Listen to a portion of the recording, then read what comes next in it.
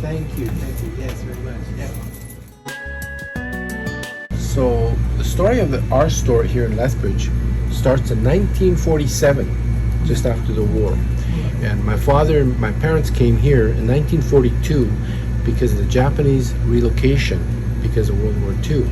And there were farmers and that. But my father actually owned a store in Steveston, BC, and he wanted to get back into the business of a Japanese grocery store. So he opened in 47 here. At the time, Lethbridge, because it was just post-war, many Japanese were not permitted into the city. And so he's in the early part of 1947, he tried to apply for a license. It took him many visits, and then it was September of 1947 that the city of Lethbridge granted it, and we were one of the first Japanese families to actually live independently in Lethbridge. At that time, Japanese people were still not very welcome in the city, but it slowly started to open up. Our first store, actually, we're on 2nd Avenue, but our first store was on 1st Avenue, and my father opened there, but we moved here in 1954. So, but our existence here in Lethbridge has been for 75 years now. So we've been very, very happy and very lucky because many of the Japanese families here supported us, and that's how our business started. My father at that time, he just had a little, it was like a restaurant and rooming house, and he was downstairs, and we had upstairs rooming houses as well. He rented it out to a lot of the Japanese coming into the city for the first time.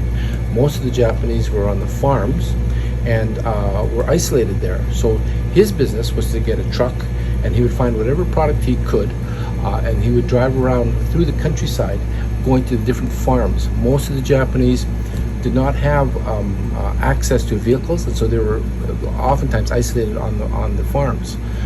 He would get tofu from like Mrs. Higa out in Tabor, close by. He would get, there's a fish market locally, he would get fish. Just after the war, the Amano family restarted their business in Vancouver, and he was able to bring in their miso and bring in their shoyu. So that's how the business started. The real big feather in my father's cap and really established our store was the kokoho rice ability, kokoho cal rolls and kokoho rose. At that time, rice in this area was very poor and actually is more long grain style and more suited for the Chinese diet. However, for the Japanese, of course, it's a short grain style, and my father had heard of Nomura and Company in San Francisco, Sacramento area, and they had developed a rice, a medium grain, much more suitable to the Japanese community. When he contacted them, they immediately allowed him to bring the rice into Canada. So we are the very first importers of Japanese kokoho rose rice and Japanese kokoho cal rose rice into the country. They actually would have given him a franchise for the entire country, but my father's English was very poor. But regardless, that ability to be the first to bring in good Japanese rice cemented the foundation for our business. And from there, we've just grown accordingly. Yeah. So, yeah. Nice. One of the things that it's very interesting for us here, because we've been here for 75 years, and we have attracted attention. And back about 15 years ago, there was an exhibit developed at the Glenbow Museum in Calgary. It's a big museum, and they called it the Mavericks. And at that time, the entire exhibit was based upon individuals who were the Mavericks, the people who were instrumental in the development of Alberta. During that time, they wanted to have single representations. So it was like, for example, Peter Lougheed was a very famous premier, and he's in there. I think there's a Mr. Crump, a very famous jazz musician, Fred McCall, who's considered the father of aviation. They wanted to tell the Japanese story too in Alberta, but what happened there was when they first approached the community, they said, well, no, it's a collective story, it's not one individual. But they said, no, it had to be focused on one particular person. So we were lucky because my father, with his one unique aspect of becoming an entrepreneur and a business owner. He was probably the first. Most of the Japanese in this area, they stayed and after the war and stayed on the farm. So they're all farmers. So because of that one unique aspect, because we were probably the first Japanese family to live in Lethbridge, be permitted to live in Lethbridge, we were accorded that designation and that honor. And so even though my parents' story is a representative of many of the experience of the Japanese population when they first came here, it is a representation of the entire community and the hardships and the issues that they had in coming to Southern Alberta for the first time. So that's how we got this. So that's why there is, for example, a book here called The Japanese Canadian Journey, and Dr. Rochelle Sato was one of the people for the Glenbow Museum helping collect information for the archives and the files, and so she had enough material to write a book. So again, once more, we're honored, but to be honest, we're very thankful to the entire population, Japanese population, and actually Southern Alberta population, because our store has evolved over time. And of course, my father and mother first started the business, 99% of the people were Japanese, but our business now is probably 70% non-Japanese and 30% Japanese, although there's a lot of mixed marriages, etc. And so we have nisei, sansei, yonsei, and stuff like that.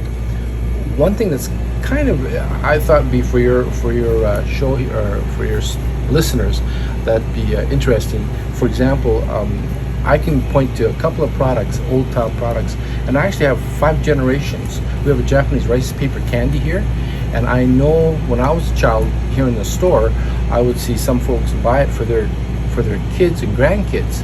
Well, they are great-great-grandparents, and then their grandparents, and then the kids now are grandparents themselves, and we see the 3rd, the 4th, and the 5th generation coming in and buying these candies. So so that's one thing that's kind of neat about having a history as long as we have. California sushi rice there.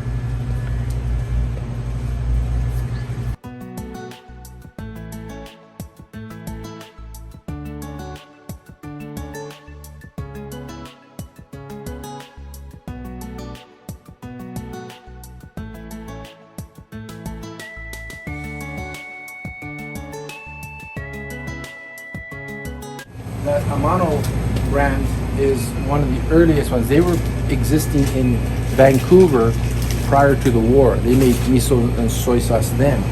So now their grandson, Mr. Chichia, Mr.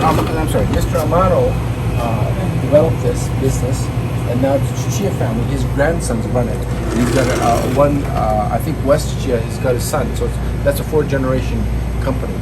A few items that still are still unique to that time, back to the late 40s and 50s. But here it is, Bontan Ame. This is an old style candy, and this is the one. So we are now selling this candy over 5 generations. Another product that might be of interest is the Sakura Arare. Marukio Sakura Arare. This goes way back. There's only about 2 or 3 items. Everything else now has changed. But these, I remember these crackers came in a bulk box, and I would have to pack them and we'd sell them. This goes right back to the 1950s. So there are things like that that might be of interest.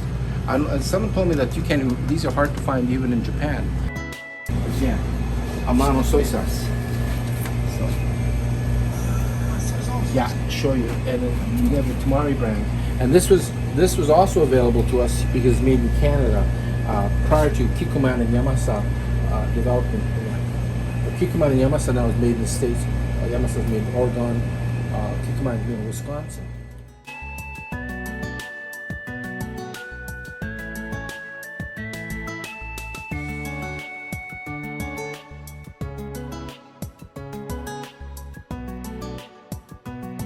GG の旅の配信です。よろしかったら皆さんチャンネル登録、高評価ボタンをよろしくお願いします。ありがとうございます。